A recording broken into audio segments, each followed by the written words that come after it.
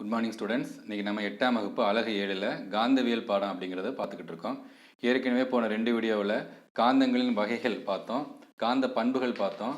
அதற்கப்புறமா காந்த பொருள்கள், அதாவது காந்தத்தோட வகைகள், செயற்கை காந்தங்கள், இயற்கை காந்தங்கள், தற்காலிக காந்தங்கள், நிலையான காந்தங்கள், இது எல்லாமே நம்ம போன வீடியோஸில் பார்த்தோம். இன்றைக்கி நம்ம என்ன பார்க்க போகிறோம் அப்படின்னா புவிக்காந்தம் அப்படிங்கிற டாப்பிக்கில் நம்ம டிஸ்கஸ் பண்ண போகிறோம். சரிங்களா? ஏற்கனவே அந்த 2 வீடியோ பார்க்காதவங்களுக்கு இந்த வீடியோட டிஸ்கிரிப்ஷனில் அதோட லிங்க் தரேன், வாய்ப்புகள் தேவைப்படுறவங்க அதை போய் பார்த்துக்கலாம். ஸோ வாங்க இப்போ புவிக்காந்தம் அப்படிங்கிறத பற்றி பார்ப்போம். புவினா தெரியும் உனக்கு, பூமி. பூமி காந்தம் அப்படின்னு சொல்கிறாங்க. அது என்ன பூமி காந்தம் அப்படின்னா அதான், அதாவது ஒரு பூமியானது காந்தமாக செயல்படுகிறது அப்படின்னு சொல்கிறாங்க. பூமியே ஒரு மிகப்பெரிய காந்தம் தான் அப்படிங்கிற மாதிரி சொல்கிறாங்க. அதனால தான் இது என்னென்னு சொல்கிறாங்க, புவி காந்தம் அப்படின்னு சொல்கிறாங்க. பக்கத்தில் ஒரு படம் கொடுத்துருக்காங்க. இந்த படம் பார்த்தீங்கன்னா உங்களுக்கு தெரியும், இது வந்து பூமி. இப்போ அவங்க என்ன சொல்கிறாங்க, பூமியானது மிகப்பெரிய 2 முனைகளை உடைய காந்தமாக அறிவியல் அறிஞர்களால் கருதப்படுகிறது. இந்த பூமிக்கு 2 முனை இருக்குது.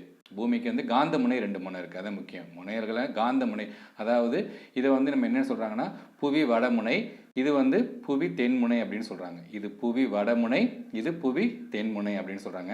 இந்த மாதிரி எந்த இடத்துல சார் கரெக்டாக அவங்களால சொல்ல முடியுமா அப்படின்னா கரெக்டாக சொல்ல முடியாது. எல்லாமே கற்பனை தான்.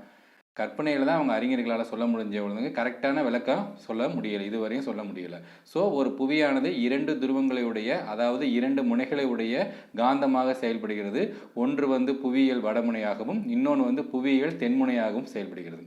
அதுக்கப்புறம் இன்னொன்று என்ன சொல்கிறாங்கன்னா, அந்த பூமிக்குள்ளே ஒரு கற்பனையான ஒரு சட்டகாந்தத்தை இவங்க இமேஜின் பண்ணுறாங்க. அதை வச்சுருக்காங்களா, சட்டகாந்தத்தை இமேஜின் பண்ணுறாங்க. இது வந்து தென்னு, எஸ்னா சவுத்து, என்னா நார்த்து, தென் துருவம் வட துருவம், இந்த மாதிரி 2 துருவங்களுடைய ஒரு சட்டகாந்தத்தை வந்து பூமிக்குள்ளே இருக்கதா கற்பனை செய்து கொண்டால், கற்பனையில் வச்சுக்கிட்டாங்கன்னா அந்த சட்டகாந்தத்தோட தெற்கு முனை வந்து புவியியலோட வடமுனையில் அருகிலும், அந்த கற்பனையான சட்டகாந்தத்தோட வடமுனை வந்து புவியியலோட தென்முனைக்கு அருகிலும் இருக்கும். ஏன்னா ஒத்த துருவங்கள் ஒன்றை ஒன்று விளக்கும்ல, அதனால் எதிரெதிர் துருவங்கள் ஒன்றை ஒன்று இருக்குங்கிறதுனால இதோட தெற்கு இங்கே வடக்குலையும், இந்த இதோட வடக்கு இதோட தெற்குலையும் பக்கத்தில் இருக்குது அப்படின்னு சொல்கிறாங்க.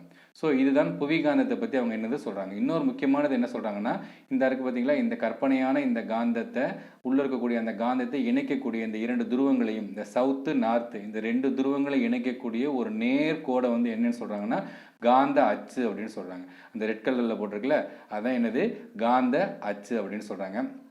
அதுக்கு பக்கத்துலேயே ஒரு கருப்பு கலரில் ஒரு இது போட்டிருக்காங்க, ஒரு அச்சு போட்டிருக்காங்க. இது வந்து புவியியல் அச்சு அப்படின்னு சொல்கிறாங்க. பூமியானது இந்த அச்சில் அதை மையமாக வச்சு தான் என்ன பண்ணுது, சுழலுது அப்படின்னு சொல்கிறாங்க.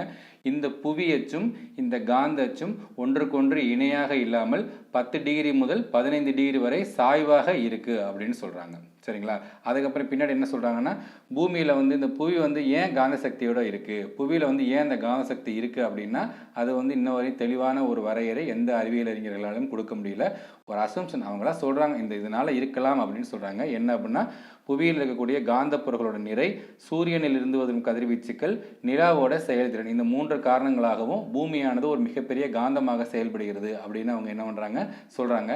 இன்னொன்று சொல்கிறாங்க, ஒரு பூமியோட அடுக்கு போட்டிருக்காங்க பார்த்தியா, இது பூமியோடது. இது நீங்கள் புவியியலில் படிச்சிருப்பீங்க. இது மேலோடு, அதுக்கப்புறம் மேண்டில், திரவ நிலையில் உள்ள வெளிப்பகுதி, திடநிலையில் உள்ள உள்ளக உட்பகுதி அப்படிங்கிறதுல பூமியோட உள்ளுக்குள்ளே கொடுத்துருக்காங்க.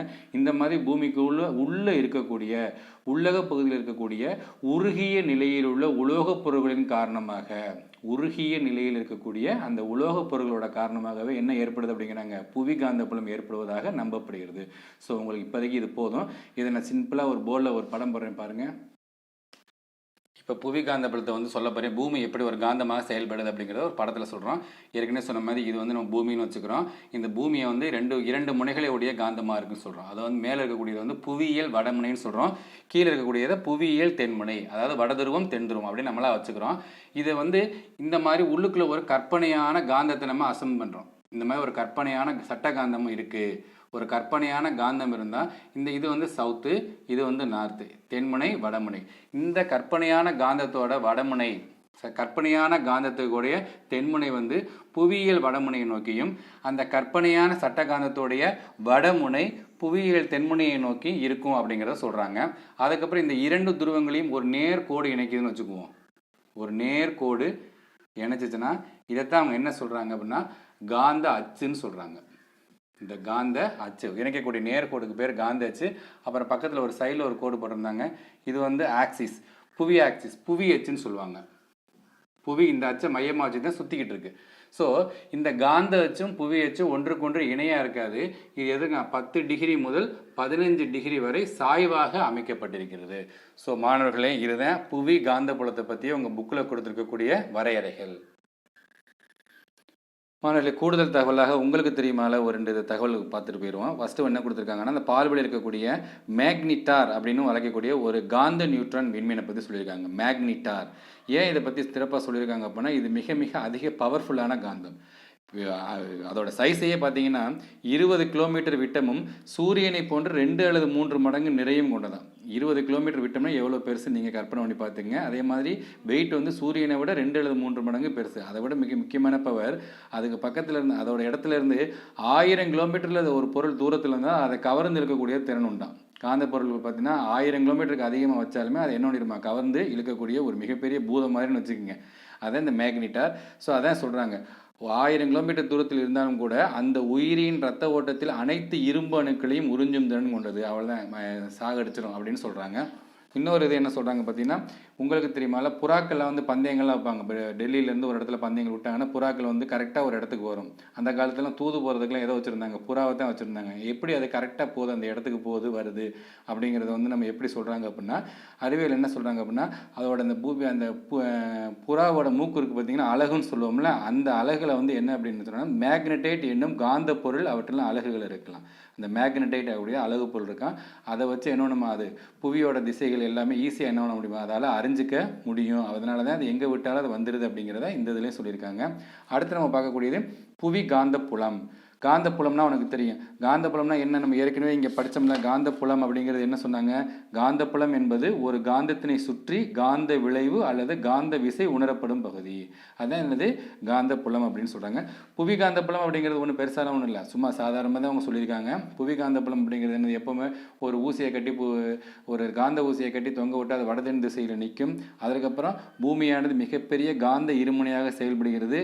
அதற்கப்புறம் அதன் காந்த முனைகள் புவியியல் துருவங்களுக்கு அருகில் உள்ளன என்பதையும் இது காட்டுகிறது. இந்த இடத்துல அந்த காந்த முனை, அந்த காந்த முனை வந்து இதோட புவியியல் துருவங்களுக்கு அருகில் இருக்குது அப்படின்னு இதை சொல்கிறாங்க.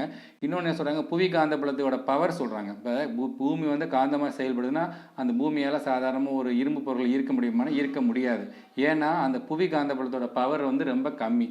பார்த்தீங்கன்னா அவங்களே கொடுத்துருக்காங்க, காந்த புல வலிமையின் எண்மதிப்பானது புவிப்பரப்பின் மீது 25 முதல் 65 மைக்ரோ டெஸ்லா வரை இருக்கும். ரொம்ப ரொம்ப கம்மியாக தான் இருக்கும். அதனால அதோட பவர் ரொம்ப குறைச்சி அதால் எந்த பொருளையும் என்ன முடியாது, கவர முடியாது. ஸோ மாணவர்களே, அவ்வளோதான். அதுக்கடுத்து காந்தத்தோட பயன்கள் கொடுத்துருக்காங்க. இது நீங்கள் வாட்சை பார்த்தாலே உங்களுக்கு தெரியும். அதனால் கொஞ்சம் நான் ஃபாஸ்ட்டாகவே போயிடுறேன். ஃபஸ்ட்டே நம்ம ஏற்கனவே நிறைய தடவை சொன்னேன், திசை காட்டும் கல்லாக பயன்படுது. டைனமோக்கள் மூலம் மின்சாரம் தயாரிக்க காந்தங்கள் பயன்படுகிறது. அப்புறம் மின்காந்தங்கள் வந்து நம்மளோட அன்றாட வாழ்வில் நிறைய பயன்படுது. மின்சார மணிகளில், மின் மோட்டார்களில் மின்காந்தங்கள் பயன்படுகிறது. அதே மாதிரி ஸ்பீக்கர், ஒலிபெருக்கிகள், நுண்பேசிகளிலும், மைக்ரோஃபோன்ஸ் இவையில் பயன்படுகிறது. அதே மாதிரி மெக்லிவ் தொடர் வண்டியில் பயன்படுன்னு சொல்லியிருக்காங்க. மெக்லிவ் தொடர் வண்டியை பற்றி ரொம்ப கொடுத்துருக்காங்க. அதிவேகமான மெக்லிவ் தொடர் வண்டி. ஏன்னா 1 மணி நேரத்துக்கு எத்தனை கிலோமீட்டர் தூரம் போகுமா, 500 கிலோமீட்டர் தூரம் போகும் அப்படிங்கிற சொல்கிறாங்க. இந்த மெக்லிவ் தொடர் வண்டியில் அந்த காந்தங்கள் பயன்படுது அப்படின்னு சொல்கிறாங்க. அதே மாதிரி இது பார்த்தீங்கன்னா உங்களுக்கு தெரியும், ஒரு ஏடிஎம் கார்டு. இந்த ஏடிஎம் கார்டில் மேலே கருப்பு கலரில் இருக்குது பார்த்தீங்களா, இதுக்கு பேர் தான் மேக்ஸ் டைப், அதாவது காந்தப்பட்டை. மேக்ஸ் டைப்னு சொல்கிறது. இந்த காந்தப்பட்டை உள்ள ஏடிஎம்மில் சொருகும் பொழுது தான் இந்த காந்தப்பட்டையிலிருந்து தான் இதில் நம்ம இருக்கக்கூடிய அந்த கார்டோட பர்டிகுலர்ஸ் பூரா என்ன ஆகும், ரீட் ஆகும். ஸோ இதுலேயும் நம்ம என்ன பயன்படுத்தப்படுகிறது, அந்த காந்தங்கள் பயன்படுகிறது. உங்கள் வீட்டில் இருந்தால் எடுத்து பாருங்கள். அந்த கார்டை பின்னாடி திருப்பி பார்த்தீங்கன்னா இந்த ஒரு கருப்பு கலர் பட்டை இருக்கும். இதுதான் என்னது, மேக்ஸ் டைப் அப்படின்னு சொல்கிறாங்க. இதுதான் என்ன சொல்கிறாங்க அப்படின்னா, அதாவது மேக்ஸ் டைப் அப்படிங்கிறது என்ன சொல்கிறாங்க, இரும்பிலிருந்து பெறப்பட்ட காந்த துகள்களாலான மெல்லிய நெகிழிப்படலம் அப்படின்னு சொல்கிறாங்க. இதே மறுபடியும் இது ஒரு ஏடிஎம் கார்டு தான். இந்த மாதிரி பின்னாடி இருக்கக்கூடிய அந்த கருப்பு கலர் பட்டைக்கு பேர் தான் மேக்ஸ் டைப். இதில் தான் காந்தங்கள் பயன்படுகிறது.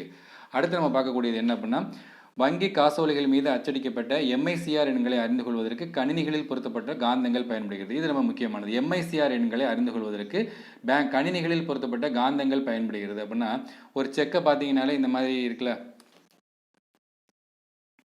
பார்த்தீங்கன்னா இங்கே ஒரு செக் படம் காட்டியிருக்கேன். இதில் பார்த்தீங்கன்னா கீழே பார்த்தீங்கன்னா நம்பர் கொடுத்துருப்பாங்க. கீழே 3 நம்பர் கொடுத்துருப்பாங்க. இது வந்து ஃபஸ்ட்டு பார்த்தீங்கன்னா செக் நம்பர், வரிசை எண்.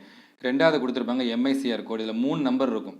இந்த எம்ஐசிஆர் கோடை தான் என்ன பண்ணிடுறாங்க, அந்த கம்ப்யூட்டர் வந்து என்ன பண்ணணும், இதை ஈஸியாக அதை ரீட் பண்ணணும். எதனால் ரீட் பண்ண அப்படின்னா 9 நம்பரில் முதல் 3 நம்பர் அந்த பேங்க் வந்து எந்த சிட்டியில் இருக்குதுன்னு சொல்லும், எந்த சிட்டியில் இருக்குது, எந்த சிட்டி. அதுக்கடுத்து அடுத்த 3 நம்பர் என்ன அப்படின்னா அது என்ன பேங்க் அப்படின்னு காட்டும், இந்தியன் பேங்கா, ஸ்டேட் பேங்கா, ஐஓபி, இந்தியன் ஓவர்சீஸ் பேங்கா அப்படிங்கிறது அந்த பேங்க் என்ன பேங்குன்னு காட்டும். அடுத்த 3 நம்பர் என்ன அப்படின்னு காட்டோம்னா அந்த பேங்க் எந்த பிரான்ச்சுன்னு காட்டும். சிட்டி, அது என்ன பேங்க்கு, அது என்ன பிரான்ச்சு. ஸோ இதுதான் என்னது எம்ஐசிஆர் கோட். இதை பற்றி நீங்கள் தெரிஞ்சுக்கலாம். ஏன்னா சில சமயம் என்எம்எஸ்ல கேள்வி கேட்கறதுக்கு வாய்ப்புகள் இருக்குது. அடுத்து பார்த்தீங்கன்னா திருகு ஆணிகளில் பயன்படுகிறது. இந்த மெக்கானிக்கெலாம் வச்சுருப்பாங்களே பெரிய ஸ்க்ரூ டிரைவர், சின்ன அவங்க அந்த பெரிய ஸ்க்ரூ டிரைவரை வச்சு ஏதாவது ஒரு சின்ன ஸ்க்ரூ கீழே விழுந்துருச்சுன்னா தொட்டால் என்ன பண்ணிக்கும், ஒட்டிக்கும். அதை போய் நம்ம கஷ்டப்பட்டு பிடிச்செல்லாம் எடுத்துகிட்டு வர தேவையில்லை. ஸோ அதுக்காகவும் என்ன பண்ணியது காந்தங்கள் பயன்படுகிறது. அதுக்கு அடுத்து முக்கியமான பயன்படக்கூடியது ஸ்கேன் கருவி. இது நீங்கள் பார்த்துருப்பீங்களான்னு தெரியல, சினிமாலெல்லாம் பார்த்துருப்பீங்களா, அப்படி படுக்க வச்சுட்டு அப்படியே உள்ளே விடுவாங்க. ஸோ இதுக்கு பேர் தான் என்னது எம்ஆர்ஐ ஸ்கேன் அப்படின்னு சொல்கிறது. அதாவது எம்ஆர்ஐ ஸ்கேன்னா என்ன அப்படின்னு ஒரு மார்க் கேள்வி இருக்குது. எம்ஆர்ஐன்னு என்ன சொல்கிறாங்க பாரு, magnetic resonance imaging. Magnetic resonance imaging, இதெல்லாம் 1 மார்க் கேள்விகள். ஸோ இது வந்து என்ன பண்ணுது, இந்த எம்ஆர்ஐ ஸ்கேனில் இருக்கக்கூடிய வலிமையான மின்காந்தங்கள் நம்ம உடம்பு உறுப்பை ஸ்கேன் பண்ணுறதுக்கு பயன்படுகிறது. அதனால தான் அடிக்கடி எம்ஆர்ஐ ஸ்கேன்லாம் எடுக்கக்கூடாது, உடம்புக்கு ரொம்ப கெடுதின்னு சொல்லுவாங்க. அதே மாதிரி கன்வேயர் பெல்ட்னு சொல்கிறாங்க. இந்த கன்வேயர் பெல்ட் தொழிற்சாலைகளில் இருக்கும். அதாவது என்ன சொல்கிறாங்க, காந்த பொருள்களோடு கலந்திருக்கக்கூடிய காந்தம் அல்லாத கழிவுப் பொருட்களை பிரித்தெடுப்பதற்கு அந்த காந்த கடத்துப்பட்டைகள் பயன்படுத்தப்படுகிறது. ஸோ மாணவர்களே அவ்வளோதான். ஸோ இந்த வீடியோவில் நம்ம என்ன பார்த்தோம் அப்படின்னா புவி காந்தம், எர்த்ஸ் மேக்னட்டிசம், அது ஃபுல்லாக பார்த்தோம். அதுக்கப்புறம் புவி காந்தப்புலம், எர்த்ஸ் மேக்னெட்டிக் ஃபீல்டு அப்படிங்கிறத பார்த்தோம். அடுத்து காந்தத்தின் பயன்கள், யூசஸ் ஆஃப் மேக்னட்டிக்ஸ் எல்லாமே தெளிவாக என்ன பண்ணோம் பார்த்தோம். ஸோ நம்ம இந்த பாடத்தை பொறுத்தவரை 3 வீடியோஸ் போட்டிருக்கோம். அந்த 3 வீடியோஸ்லுமே இந்த பாடங்கள் ஓரளவுக்கு தெளிவாக இருக்குது. இப்போ நம்ம பார்த்தீங்கன்னா இப்போ நான் பாயிண்ட்ஸ் டு ரிமெம்பர் அப்படின்னு ஒவ்வொரு பாடத்துலையும் கொடுத்துருப்பாங்க. அதை நீங்கள் ரொம்ப முக்கியமாக நீங்கள் வாட்ச் பார்க்க வேண்டியது என்ன அப்படின்னா, இந்த பாடத்தை நீங்கள் படிச்சிருந்தீங்கன்னா தெளிவாக வாட்ச் பார்த்து அதை எல்லோருக்கும் அர்த்தங்களை புரிஞ்சிருந்தீங்கன்னா இந்த நினைவு கொள்கையை படிக்கும்போது உங்களுக்கு ரொம்ப சூப்பராக புரியும். ஆக இவ்வளோ இதானே நம்ம படித்தது தானே, ஸோ இதான் அப்படின்னு சொல்கிற மாதிரி புரியும். வாங்க இப்போ நம்ம 3 வீடியோவும் பார்த்துருந்தா உங்களுக்கு இந்த நினைவு கொள்கை ரொம்ப சந்தோஷமாக உங்களுக்கு ஜாலியாக இருக்கும். என்னென்னங்கிறது அவருக்கு வாசிக்கிறேன் பாருங்கள். காந்தங்கள் 2 வகைகளாக வகைப்படுத்தப்படுகின்றன. அவை இயற்கை காந்தங்கள் மற்றும் செயற்கை காந்தங்கள். காந்தங்கள் காந்தத்தன்மை கொண்ட இரும்பு போன்ற பொருட்களை கவரக்கூடியவை. காந்தத்தின் முனைப்பகுதிகள் அதிக கவரும் பண்பினை உடையவை. தங்கு தடையில்லாமல் தொங்கவிடப்பட்ட காந்தமானது எப்பொழுதும் புவியின் வட தென் திசை நோக்கி நிற்கும். காந்தத்தின் ஓரின முனைகள் ஒன்றையொன்று விளக்கும், வேறின முனைகள் ஒன்றையொன்று கவரும். காந்தத்தால் கவரப்படும் பொருள்கள் காந்த பொருள்கள் என்றும், காந்தத்தால் கவரப்படாத பொருள்கள் காந்தம் அல்லாத பொருள்கள் எனவும் அழைக்கப்படுகின்றன. காந்த புலத்தில் வெளிப்படுத்தப்படும் பண்புகளை அடிப்படையாக கொண்டு காந்த பொருள்கள் டயா, பாரா, ஃபெரோ காந்த பொருள்கள் என வகைப்படுத்தப்பட்டுள்ளன. காந்த பண்புகளை தக்க வைத்துக் கொள்ளும் பண்பின் அடிப்படையில் செயற்கை காந்தங்களை நிலையான மற்றும் தற்காலிக காந்தங்கள் என வகைப்படுத்தலாம். புவியின் உட்பகுதியில் உள்ள கற்பனையான காந்தத்தின் தென்முனையானது புவியியல் வடமுனைக்கருகிலும், புவிக்காந்தத்தின் வடமுனையானது புவியியல் தென்முனைக்கருகிலும் அமைந்துள்ளது.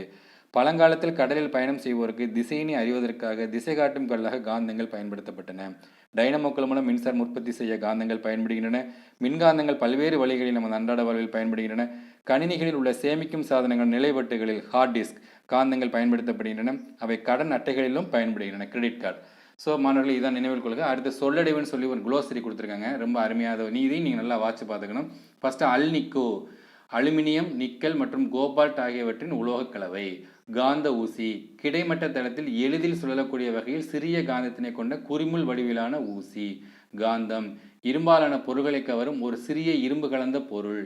காந்த அச்சு, காந்த முனைகளை இணைக்கும் கோடு. காந்த புலம், ஒரு காந்தத்தை சுற்றிலும் குறிப்பிட்ட பகுதியில் காந்த விசையை உணரும் பகுதி.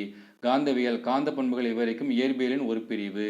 காந்தமாக்கம், புறகாந்த புலத்தில் ஒரு பொருளினை நிலையான அல்லது தற்காலிக காந்தமாக உருவாக்கும் முறை. மேக்னடிட், காந்தத்தன்மையுள்ள பாறை. வலிமையான இயற்கை காந்தமும் இதுதான். ஸோ அவ்வளோதான் மாணவர்களே. அடுத்து நம்ம வழக்கம் போல் ஒவ்வொரு பாடம் முடிஞ்சோடனே மதிப்பீடு போடுவோம். இந்த வட்ட மதிப்பீடில் பார்த்தீங்கன்னா சரியான விடை, கோடிட்டிடம், பொறுத்துக, சரியான ஒன்றை தேர்வு செய்க, சுருக்கமாக விடையளி, விரிவாக விடையளி, உயர் சிந்தனை வினாக்கள், இது எல்லாமே இருக்குது. ஸோ இது எல்லாமே நம்ம அடுத்த வீடியோவில் தெளிவாக ஃபுல்லாகவே போட்டுருவோம். ஒரே வீடியோவே நான் போட்டுறேன். ஸோ மாணவர்களே அவ்வளோதான். உங்களுக்கு இந்த வீடியோ பிடிச்சிருந்துச்சுன்னா வழக்கம் போல் லைக் பண்ணுங்கள், உங்கள் ஃப்ரெண்ட்ஸுகளுக்கு ஷேர் பண்ணுங்கள், மறக்காமல் நம்ம சேனலை சப்ஸ்கிரைப் பண்ணுங்கள். அடுத்த மதிப்பீடில் உங்களை சந்திக்கிறேன். அதுவரை உங்களை விடைபெறுகிறேன். நன்றி, வணக்கம்.